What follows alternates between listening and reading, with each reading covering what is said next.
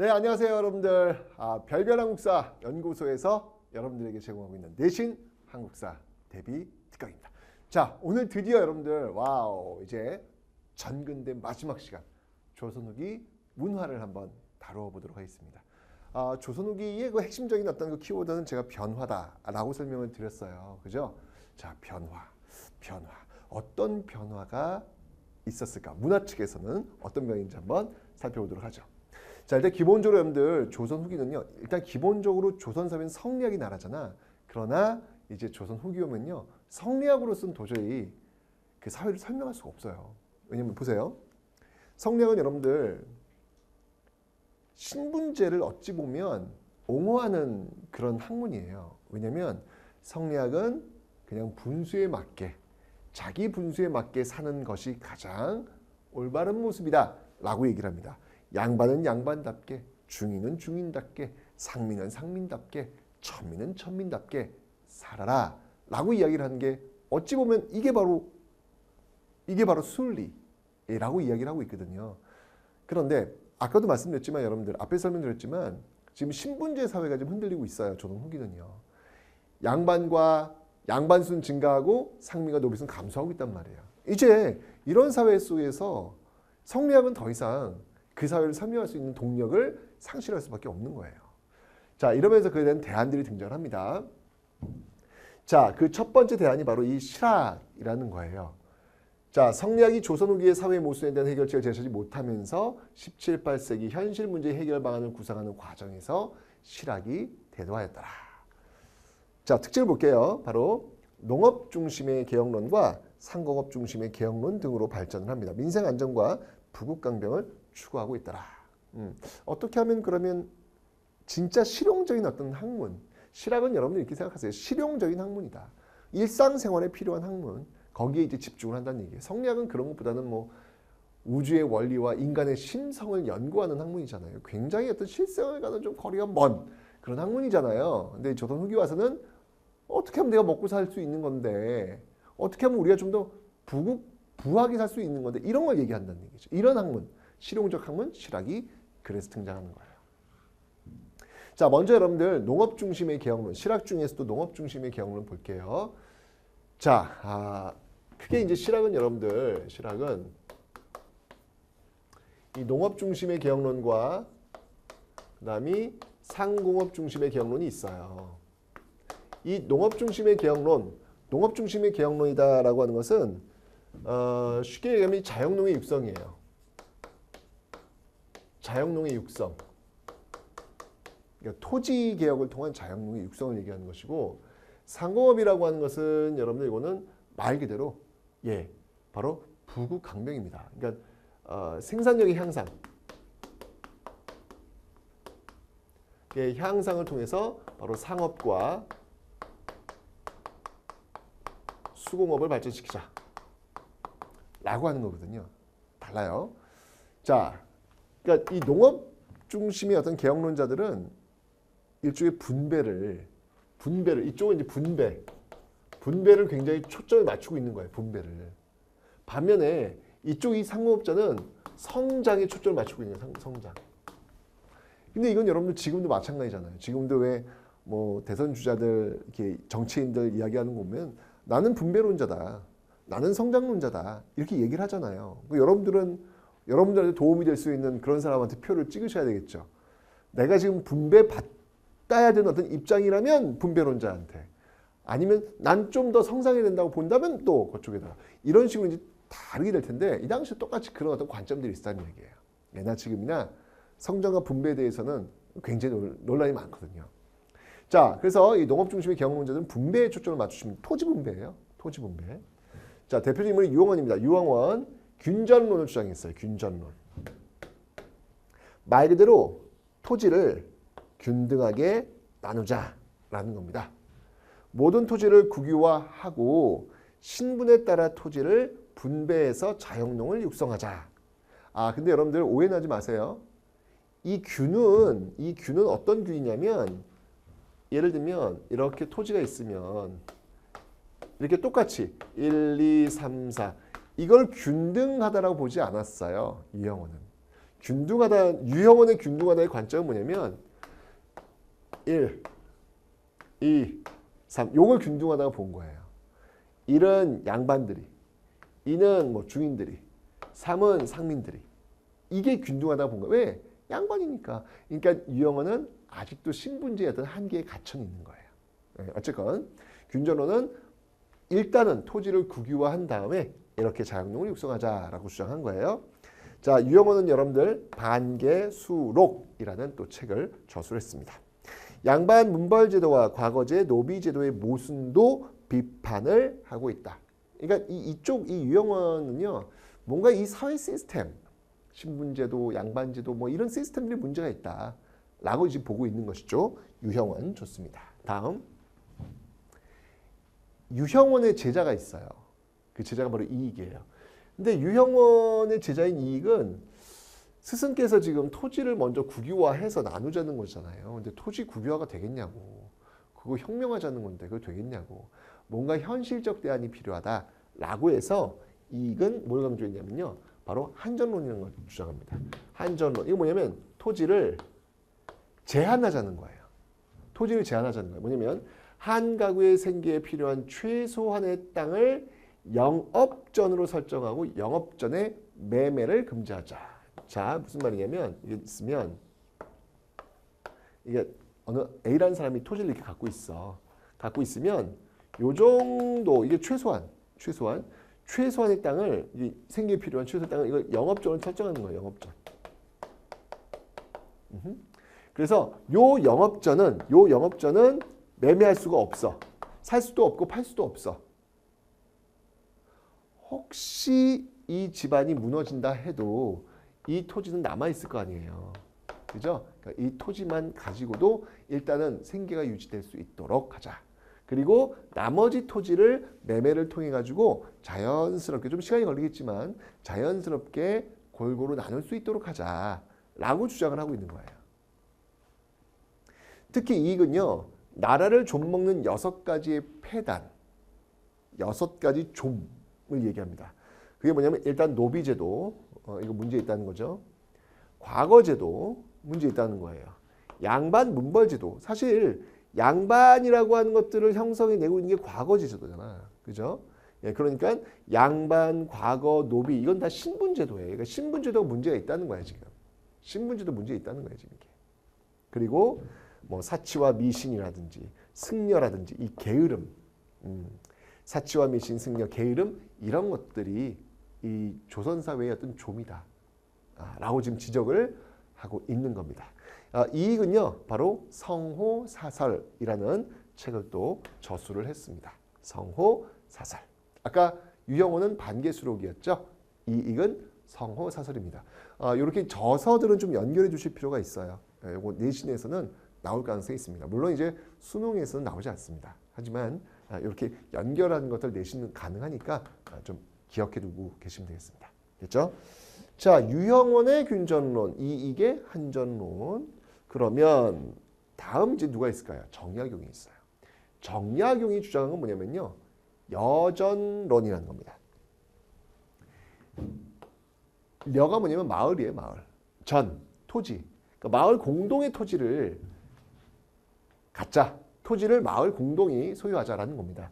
토지의 공동소유, 공동경작, 노동력에 따른 분배 주장, 일종의 공동 농장 제도라고 보시면 되는데, 근데 여전론을 하는 것도 사실은 이것도 일단 토지를 어떻게든 다 몰수를 해야 이게 가능한 거잖아요. 그죠? 그러니까 좀 현실적으로 좀 이것도 좀 어렵죠. 그죠? 예, 유형원의 균전론도 마찬가지지만 정약용의 여전론도 좀 현실적으로 좀 어렵죠. 그래서 정약용 스스로도 나중에 좀 문제가 있나? 라고 해서 정전제를 주장해요. 정전제는 뭐냐면 여러분들 우물정자, 핸드폰 보시면 있죠? 네, 우물정자. 이렇게 토지를 구획을 정해서 각각의 토지를 소유해요. 예, 개인이 토지를 소유해요. 다만 가운데 있는 토지, 이 토지들만은 공동으로 국가에 세금을 내는 그런 토지로 삼자라고 주장을 하는 이게 바로 정전제가 되겠습니다. 뭐 정약용이 뭐 저서야 많죠. 뭐 목민심서, 경세유표와 같은 정말 실학을 집대성했던 인물이 바로 정약용이더라. 자, 여러분들 정약용하면 떠오르는 거 수원화성. 수원화성 하면 떠오르는 발명품, 거중기, 그죠? 그리고 또 배다리. 이런 것들이 또 정약용과 관련이 있습니다. 마과회통이라고 해서 또 그런 어떤 또 의학서도 또 유명하죠. 뭔지 좀 더 설명드릴게요. 자, 어쩌면 정약용 이렇게 농업 중심의 경로를 살펴봤어요. 자, 이 농업 중심의 경로는 보시다시피 지금 토지를 분배하자를 주장하는 사람들이에요. 자, 반면에 이제 상공업 중심의 경로자들, 성장을 중심으로 하는 사람들의 내용을 한번 보도록 하겠습니다. 자, 이 사람 특징은요. 청해 선진문물 수용을 주장해서 이 사람들을 북학파라고 부르기도 합니다. 특히 이제 북학파라고 하는 것은 대표적인 인물이 있어요. 박제가. 이 박제가의 북학의 이 책이 있거든요. 이 북학의에서 이 북학을 따와가지고 북학파라고 하는 거예요. 그러니까 청나라의 학문을 배우자는 거예요. 여러분들 병자호란 끝나고 나서 효종 때 북벌이 있었죠. 북벌. 그죠? 여긴 북학이에요. 이제 북벌에서 북학의 시대로 바뀐 거야. 상공업진흥과 기술혁신 주장을 합니다. 대표적인 인물 유수원이 있습니다. 유수원. 산업공상의 직업적 평등과 전문화를 주장했죠. 유수원의 저서로 쓴 우서가 있습니다. 우서. 유수원의 우서. 우서. 네. 왜 안 웃어요? 죄송합니다. 네. 이런 거 네. 조심해야 돼요. 네.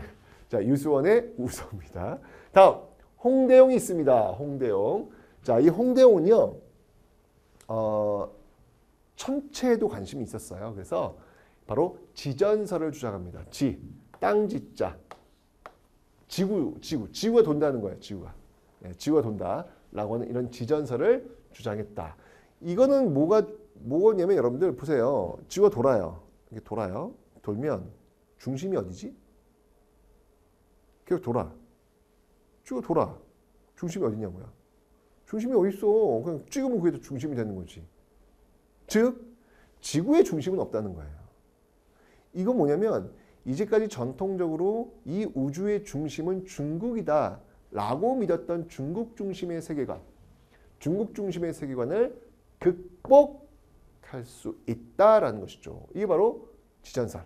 그러니까 여러분들 보세요. 이제 성리학으로 조선 후기를 설명할 수도 없어요. 성리학의 세계관이 뭐냐면 중국 중심의 세계관이거든요. 그러니까 당연히 과학적으로 그렇게 증명이 안 되고 있는 거예요. 이런 모습들이 나오고 있다는 거 봐두시면 되겠습니다. 자, 기술혁신 문벌제도의 철폐 주장이 있고요. 임하경륜, 의산문답과 같은 또 저서를 쓰기도 합니다. 자, 이제 진짜 중요한 사람이 등장합니다. 박지원과 박제가 꼭 기억해 둬야 돼요. 자, 박지원은요. 수레와 선박의 이용, 화폐 유통의 필요성을 주장합니다. 정말 중요하죠.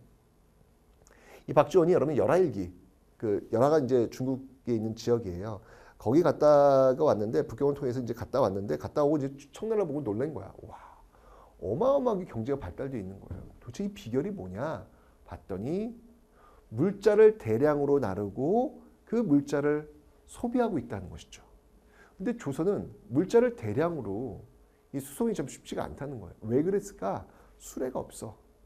그리고 배가 활발하게 활동하지 않아. 그래서 수레와 선박을 더욱더 적극적으로 활용하고 화폐를 유통하자. 이런 것들을 이제 박지원이 주장하고 있는 겁니다. 그 다음에 이제 그의 제자 박제가 이 청문물의 적극 수용 제자니까 또 이렇죠. 신문제 타파를 주장했고요. 왜냐면 박제가 여러분들 서울 출신이에요. 우리 배웠잖아. 정조 때 왜 규장과 검서관에 등용되었던 대표적인 사람들 박제가, 유득공, 이덕무 이런 사람들 있다고 그랬잖아요. 서울 출신들이에요. 다 서울 출신들. 양반의 어떤 반쪽 피만 갖고 있는 사람들. 자, 그러니까 다 신문 제도에 대해서 불만이 많겠죠. 그죠? 자, 그러면서 북학의를 아까 제가 설명드렸죠. 북학의를 저술했다. 수레와 선박을 이용하고요. 진짜 중요한 거. 이거 완전히 시험에 꼭 나온다.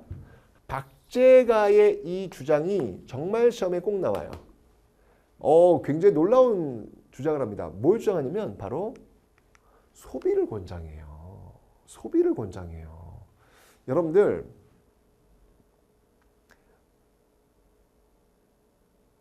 이 박제가 뭐라고 얘기하면 주전자가 쭈그러져 가지고 구멍이 뚫릴 때까지 쓰면 도대체 주전자 만드는 사람들은 뭐 먹고 사냐.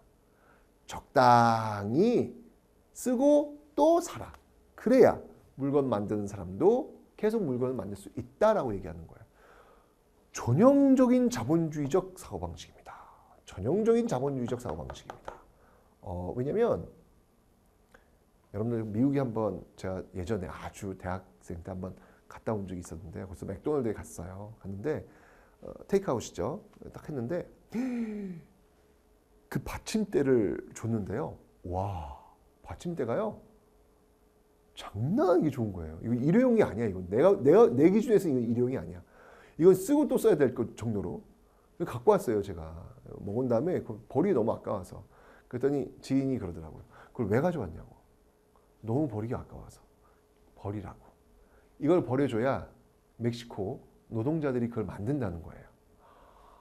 이야, 정말 철저히 자본주의적 마인드구나. 그런데 그 주장을 이미 200년 전에 박제가 한 거야. 예, 박제가가 야, 조선 너무 전략이다. 좀 적당히 쓰자라고 해서 소비를 권장하고 있는 이 놀라운 사실 기억하시라. 네, 자 이렇게 여러분들 상호업 중심의 개혁론을 배웠습니다. 자 그러면 이 실학의 의의에 대해서 한번 살펴볼게요. 성리학의 권위적 폐쇄적인 학풍에서 벗어나 다양하고 실용적 학문이라고 제가 설명드렸습니다. 현실에 적용하기 위한 실증적 연구, 실용과 실증이에요. 실용과 실증, 이게 이제 실학의 핵심적 키워드다라고 보시면 돼요. 현실 세계를 기억하기 위한 여러 방안들이 지금 농업과 상공업면에서 제시되고 있습니다. 근데 중요한 건 뭐냐면 이 실학자 대부분이 실세가 아니에요. 주류 세력이 아니야. 정여용 같은 거 보세요, 여러분들. 유배 가가지고 저렇게 지금 주장하는 거 아니야. 유배 간 사람이 무슨 영향력을 주겠어요. 그죠? 그런 한계는 또 있다라는 거. 박지원 같은 경우도 여러분들 정조한테 눈밖에 나요. 그래서 그 글씨체, 글자체, 문체 반정이라고 하거든요. 문체가 영 마음에 안 든다. 정조가. 너무 이거 저 법도에 어긋나는 문체다. 그러니까 마치 이런 거죠. 왜 요즘 SNS 할 때 반가 깜놀 뭐 이런 거 이렇게 쓰면 뭐야 너무 줄여 쓰는 거 아니야? 이렇게 좀 그렇잖아요. 정조가 박지원의 어떤 문체를 박지원이 여러분 얼마나 소설 많이 씁니까? 양반전, 허생전, 호질 한문 소설 많이 쓰잖아요. 그런 것들을 보고 나서 한 거예요. 뭐냐 이게 마음에 안 들죠. 그래서 반성문쓰라고 하거든요. 그러니까 주류가 아니야 이 사람들이. 그래서 그런 또 한계가 있다라는 것을 기억하시면 되겠습니다. 자, 그리고 여러분들 실학뿐만 아니라 이것도 어떻게 보면 실학의 일종이라고 볼 수 있어요. 뭐냐면 국학이 또 발달합니다. 국학이라고 하는 것은 뭐냐면 말 그대로 우리의 학문을 연구하는 거예요. 왜 그러냐면 지금 명나라가 망했잖아요. 그리고 오랑캐 청나라가 들어왔잖아요. 그러니까 조선인들 입장에서는 청나라를 인정하지 않는 거예요. 청나라를 인정하지 않는 오랑캐 나라거든. 조선이야말로 바로 무너진 그 명나라의 뒤를 잇는 작은 중화다. 그러니까 이거 어찌 보면 사대주의라고 볼 수 있는데 또 어찌 보면 자신감이라고 볼 수 있어요. 우리는 청나라보다 더 뛰어나다라는 자신감의 일종이라고 볼 수 있어요. 우리는 소중화야. 우리야말로 이 중국의 어떤 정신을 이어받은 제대로 된 정통의 어떤 나라야. 에이, 너희들 오랑캐하고는 안 돼. 이런 어떤 관점이 있다는 거예요. 그래서 바로 우리 것, 우린 소중하니까. 우린 소중하니까? 네, 우린 소중하니까. 우린 소중하니까 우리 것에 대해서 이제 연구하는 것이죠. 자, 그걸 바로 국학이라고 하는 겁니다. 국학이라고 하는 겁니다.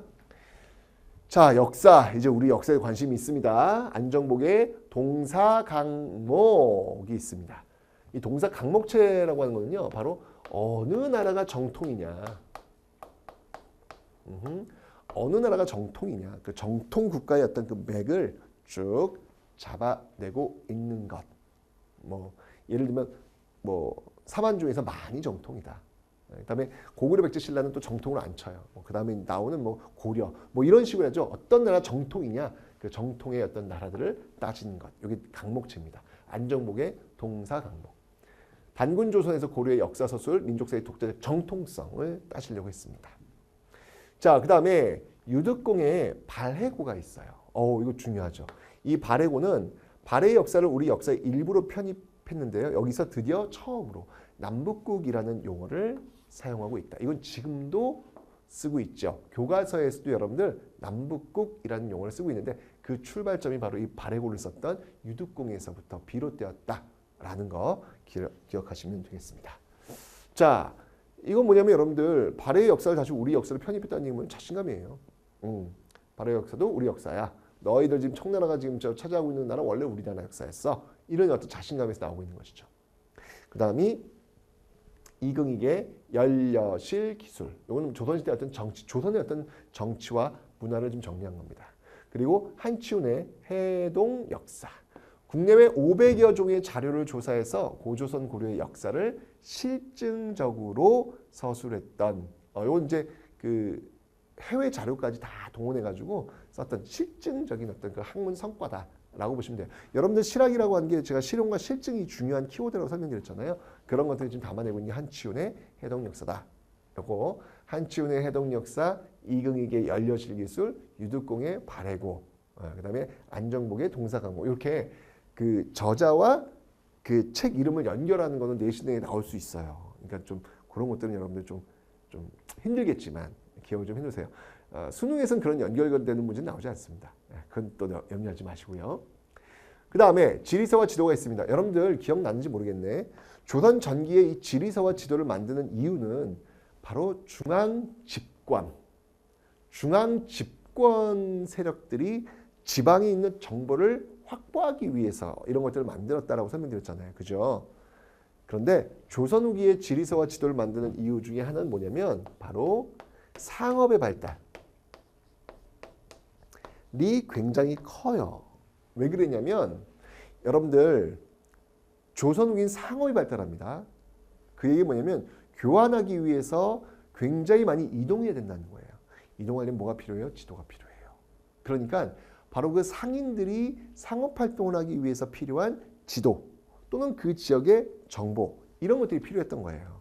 그래서 바로 지리서와 지도가 조선 후기에 굉장히 많이 만들어지는데 자 먼저 지리서 이중환의 택리지 각 지방의 자연환경, 인물, 풍속 등을 기록한 인문지리서 이건 지금도 쓰입니다. 여러분 어느 지역에 이제 뭐 답사를 간다 그러면요 이중환의 택리지 한번 이렇게 쭉 훑어봐요. 그 지역의 역사가 어땠는지. 그 다음이 정상기의 동국지도 이건 최초로 축척이라는 걸 사용합니다. 최초의 축척이 들어간 게 바로 정상기의 동국지도다.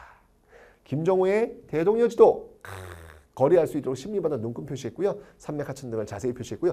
목판이에요. 목판으로 제작해서 대량 인쇄가 가능해요.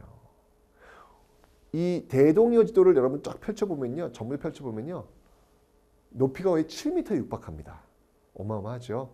근데 이걸 분절식으로 이렇게 잘라가지고 이게 접을 수 있도록 해놨어요. 찍으면 접을수록 접을 수 있도록 해놨습니다. 그래서 예를 들면 서울에서 뭐 정동진을 간다 그러면 서울에서 정동진 요것만 딱 책처럼 이렇게 딱 접어가지고 이렇게 가지고 다니면서 볼 수 있도록 만들어 놓았다는 얘기죠. 정말 이 김정호의 꿈은 동사의 꿈이었던 것 같아요. 명사의 꿈이 아니라 그냥 지리학자가 될 거예요. 였던 꿈이 아니었어요. 바로 그 지리학자가 되어서 많은 사람들에게 상업활동하는 많은 사람들에게 길을 안내해 줄 수 있는 그런 지도를 만드는 사람이 되고 싶다. 라고 하는 그 동사의 꿈을 바로 이 김정호가 꾸지 않았나 그런 생각이 듭니다. 굉장히 멋진 그런 분이세요. 자, 김정호 기억하시면 되고요. 그 다음 자, 이 당시에 여러분들 이 백과사전이 굉장히 많이 만들어져요. 어떤 그 당시 어떤 지식들 다 모아놓는 건데 이건 여러분들 우리나라만 그런 게 아니고요. 서양도 마찬가지예요. 이 당시 근대 백과사전파라고 있습니다. 그러니까 그만큼 어떤 그 지식에 대한 자신감이에요. 이것만 다 모아놓으면 세상의 모든 지식을 다 알 수 있어. 사실 그렇진 않지만 이제 그 당시 사람들이 이제 어떤 그런 이성에 대한 어떤 그 자신감이 있었던 것이죠. 이게 바로 이제 근대적인 어떤 그 마인드거든요. 조선도 마찬가지로 이런 어떤 백과사전이 그래서 많이 만들어져요. 이게 성어사설. 아까 이게 여러분들 토지지도 뭐였죠? 한전론. 이게 성어사설. 이수광의 지봉유설. 영조 때 이건 이제 이익과 이수광 같은 경우에는 개인적으로 만든 거라면 영조 때 이 동국문헌 비고는 요거는 국가 주도의 어떤 백과사전이다. 우리나라 역대 문물들 정리했던 아주 대규모의 어떤 작품이다. 이건 영조에서 정조를 거치면서 완성이 된 겁니다. 백과사전이 만들어지고 있더라. 그리고 한글. 네. 신경준의 훈민정음 운해, 훈민정음의 발음 원리를 과학적으로 규명했고요. 유희의 언문지, 우리말의 의문용어. 자, 여러분들 여기서 어떤 시험 문제가 나오냐면 요걸 여러분들 좀 주목을 해주셔야 돼요. 훈민정음 운해 그리고 언문지 이거는 여러분들 조선 전기 작품이 아니라는 사실. 이거 되게 헷갈려요. 다 조선 후기예요. 조선 전기에는 훈민정음 해례본, 훈민정음이 창제되었죠. 세종 시기에. 그죠? 그러니까 훈민정음 운해가 나오니까 이것도 세종 시기에 만들어진 거 아니야 라고 착각을 한단 말이에요. 아니에요, 여러분들. 조선 후기입니다. 언문지, 조선 후기입니다. 훈민정음 운해, 언문지 모두 조선 후기입니다. 꼭 기억해 두셔야 돼요. 시험에 아주 잘 나옵니다. 오케이. 자, 한글 봐두시면 되고요. 다음. 자, 이제 과학기술의 발달 한번 볼게요. 먼저 서양 문물의 수용이 있습니다. 굉장히 그러니까 조선 후기에 여러분들 성리학적 세계관이 무너진다고 제가 설명드렸잖아요. 그 바탕에는 바로 이 서양의 어떤 학문이 전래가 되면서 이제 우물한 개구리가 아닌 거예요. 이제 서양이 어떤 그런 학문들을 접하면서 뭐야 중국이 중심이 아니었잖아. 이런 것들을 알아나가게 되는 것이죠.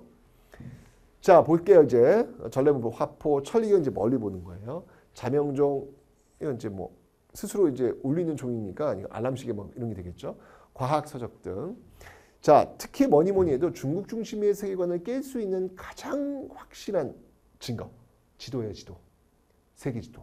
바로 곤여 만국전도. 이게 이제 들어오면서 뭐야? 중국이 세계의 중심이 아니었네. 이런 것들 눈으로 확인할 수 있는 그런 토대가 만들어지고 있더라. 게다가 이미 여러분 조선은 지금 중국은 지금 오랑캐 들어왔잖아요. 그죠? 오랑캐 들어왔기 때문에 중국을 중심으로 여기고 싶지도 않아. 근데 그런 어떤 자료들이 막 들어오고 있는 거야. 조선의 세계관 확대에 지금 기여하고 있더라. 자, 그러면서 이제 과학기술이 발달합니다. 천문학, 이이, 김성문, 홍대용. 아까 홍대용이 여러분들 뭐가 돈다 그랬지? 지구가 돈다. 바로 지전설. 성리학적 세계관 비판하고 근대적 우주관. 게다가 또 지구가 돌아. 중심은 어느 나라나 될 수 있어. 자, 역법, 김육, 청해, 시헌역. 여러분들 요거 기억해 두세요. 조선 전기 역법서는 한양을 중심으로 한 무엇? 칠정산.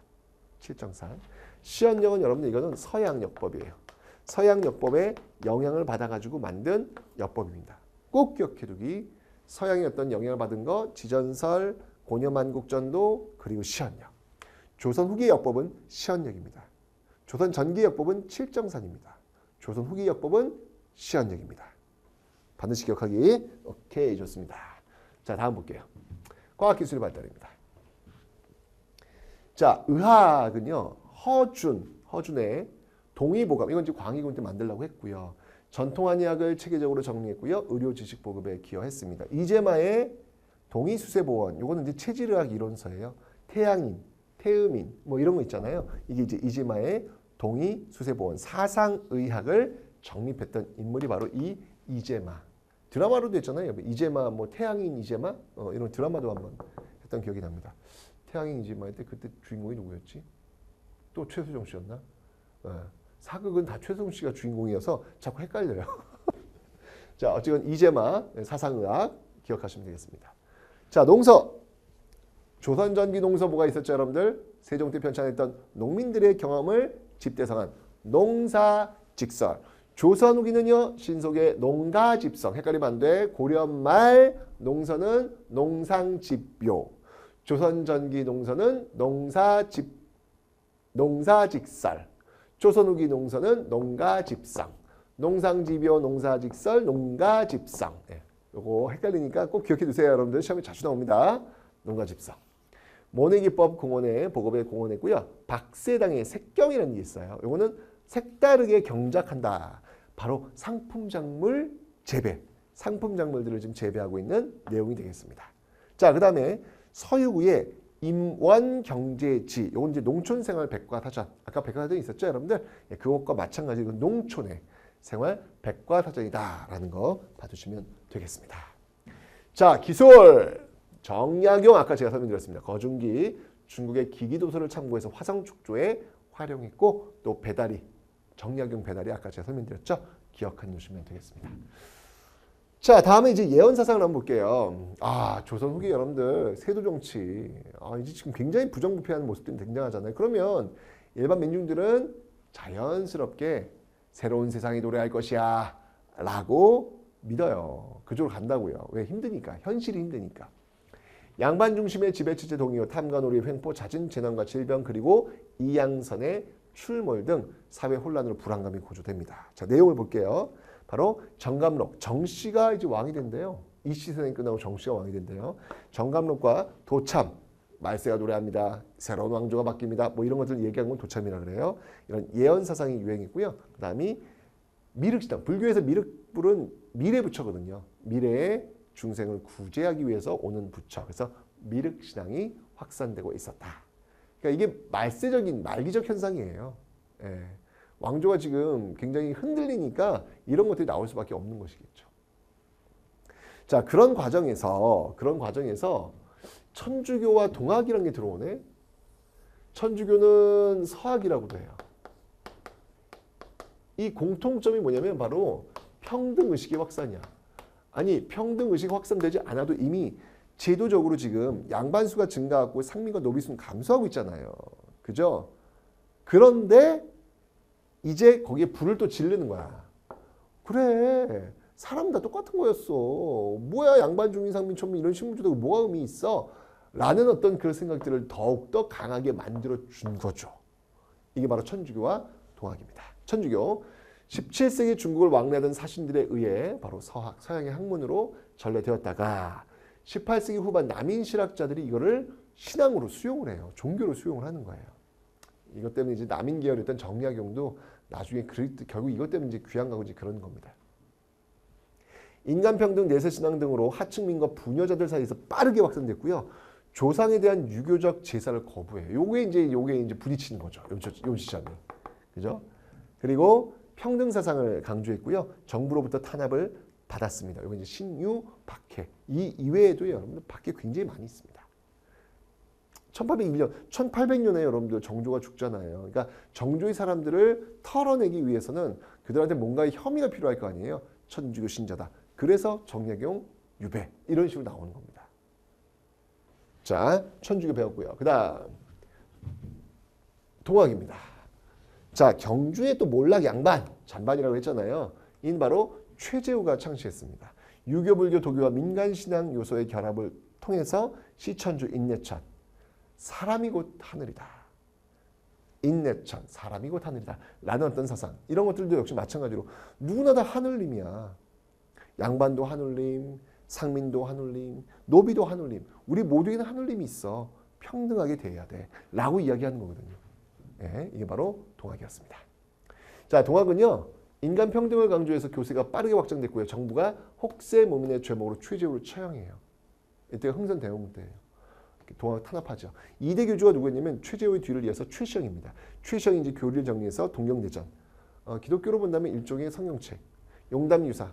기독교로 본다면 일종의 찬송가. 이런 것들을 지금 만들어서 교단 정비했고요. 삼남지방으로 교세가 빠르게 확장되고 이게 바로 나중에 동학농민 운동의 정신적 뿌리가 되는 겁니다. 자, 이제 여러분들 조선 후기 문화를 볼 텐데 중요한 포인트 이거예요. 완전 중요해. 완전 중요해. 서민문화. 서민문화. 많은 사람들이 양반화되면서 이제 좀 넉넉해지는 거예요. 이러면서 이제 양반 중심의 문화가 아니라 서민들이 중심에 서는 그런 문화가 등장하고 있다. 이거는 조선 후기에 그만큼 경제가 발전했기 때문에 그 경제 발전 주체였던 모내기법을 통해서 생산력을 향상시켰던 바로 그 민들이 굉장히 많이 지위가 향상되었다. 그러니까 이게 문화적인 어떤 그런 경험을 할 수 있는 것이죠. 그리고 또 중요한 건 뭐냐면 지금 여러분들 국가의 주권은 누구에게 있어요? 민에게 있잖아요. 민에게 있죠. 민. 그 민이 조선 후기에 드디어 성장하는 모습들이 지금 나타나고 있더라. 그런 얘기를 보여주고 있는 거예요. 자, 농업 생산력의 증대, 상품화폐 경제의 발달, 사전 교육의 보급, 그래서 서민의식의 확대. 인간의 감정을 솔직하게 표현해가지고요. 해악과 풍자로 사회를 비판하고 있습니다. 헤이 양반, 니네들이 뭔데? 뭐 이렇게 나오는 거예요. 자, 특히 민들한테 인기 있었던 건 한글 소설입니다. 그러니까 여러분들 왜 요즘 이렇게 왜 드라마 좋아하잖아요. 드라마. 마찬가지로 그다음에 드라마 없었으니까 한글 소설. 이게 드라마 역할하는 거지. 소설책이. 평범한 인물이 주인공이라는 거. 허균의 홍길동전. 서울 출신 아닙니까? 그 서울이 새로운 세상을 꿈꾸는 그런 모습들. 와우. 최초의 한글 소설이고요. 서울 차별철폐 탐관오리의 응징을 주장하고 있습니다. 춘향전. 이 춘향전이 그 저 양반집 자제와 결혼하는 모습들. 이것도 신분상서 신데렐라 아니야. 조선판 신데렐라. 신분을 뛰어넘는 남녀간의 사랑 이야기, 토끼전, 심청전, 장화홍련전과 같은 그런 많은 이야기들이 있더라라는 거. 주로 이 당시도 보면 신데렐라 그 내용들이 많아요. 뭐 사실은 심청전도 뭐 그런 거잖아요. 그죠? 인당수에 빠져 죽었는데 그 가난한 그 처자가 다시 이제 일국의 안에 그 왕비가 돼 있는 그런 모습 아닙니까? 이거 신데렐라잖아. 그죠? 그런 것들을 통해서 어떤 대리만족을 추구하는 그런 모습들이 지금 나타나고 있다라는 거. 하지만 한글은 일단 기본적으로 민들이 읽을 수 있잖아요. 그래서 아주 폭발적인 인기가 있더라라는 거 봐두시면 되겠습니다. 그래서 그런 한글 소설도 읽어주는 사람들도 있었어요, 여러분들. 예. 책회라 그래가지고 종로에서 막 이제 소설을 막 얘기를 해줘. 한 모여 막 얘기해. 그 물에 빠졌던 심청이 하고 이제 얘기 끊어. 얘기 끊으면 사람들이 막 그 다음 어떻게 된 거야? 이게 목이 말라. 그럼 이제 막걸리 딱 한 잔 갖다 주고 뭐 동전도 좀 주고 빨리 시작해. 라고 하면 이제 그때 또 이야기를 시작하는 거죠. 그런 식으로. 지금 맨 마지막 엔딩 장면 있잖아. 왜 드라마 엔딩 장면. 그 마지막 끝이야. 막 이렇게 만드는 것처럼 책회도 이제 있었습니다. 자, 사설 시조는 뭐냐면 자유로운 형식으로 감정을 솔직하게 표현하거나 익살스럽게 풍자, 남녀간의 사랑, 현실 비판. 이 정신은 조선기 모든 것들이 지금 다 이렇게 나오고 있는 거예요. 풍자적인 어떤 모습들. 그리고 이제 이야기를 창과 사설로 섞어서 표현했다. 이건 뭐예요? 판소리지 뭐. 그죠? 서민문화의 중심이고 솔직한 감정을 표현했다. 뭐 흥부가라든지 뭐 이런 것들이 다 판소리로 좀 읊혀지고 있잖아요. 19세기 후반 신재호가 판소리 사설 창작 정리, 여섯마당 왕립, 춘향가, 심청가, 흥부가, 적벽가, 수군가. 다 한글 소설로 유행했던 그런 작품들이기도 합니다. 연결되어 있는 거죠. 그 다음에 이제 달놀이. 이거야말로 정말 해악과 풍자죠. 봉산탈춤, 산대놀이 등 장시나 포구 등에서 공연했고요. 양반들의 위선과 비리를 풍자하고 있더라. 달놀이였습니다. 그 다음에 여러분들 한문학, 한문 소설도 많이 발달합니다. 박지원의 양반전, 허생전, 호질, 한문 소설. 그죠? 위선적인 양반의 모습을 아주 풍자하고 있는 그런 모습들도 나오죠. 정약용의 뭐 애절양 등 한시, 탐관오리와 부패한 사회 모습을 고발하는 그런 한시들도 있습니다. 자, 그 다음에 회화는요, 여러분 진짜 중요해요. 이제 이거 시험에 꼭 나오는 거예요. 조선 후기에 일단 시험에 나와요. 조선 후기의 회화 세 가지. 진경산수화. 그 다음이 풍속화. 그 다음이 민화. 자, 이거는 반드시 시험에 나옵니다, 여러분들. 이것부터 먼저 내요, 시험 문제를. 기억하셔야 돼요. 진경산수화는 말 그대로 우리의 자연을 그리는 거야. 풍속화도 우리의 사람의 모습을 그리는 거야. 왜? 내가 얘기했잖아. 이제 우리는 소중한 나라야. 우린 소중하니까. 우린 소중하니까. 오랑캐 쟤들보다 우린 더 소중하니까. 소중화 의식. 그래서 우리의 자연과 우리의 사람이 등장하고 있더라. 이게 바로 진경산수화.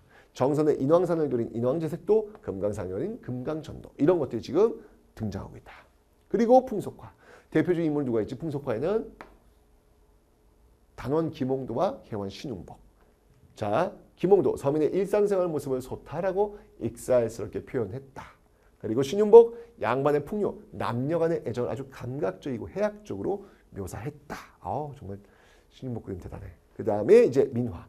작자미상 민중의 소망과 기원을 담은 생활공원 장식 까치호랑이. 대표적인 까치호랑이 같이 있는 거. 이런 풍속화들이 또 유행하고 있더라. 서예에는 또 그 독창적인 필체, 바로 김정희, 추사 김정희의 독창적 추사체.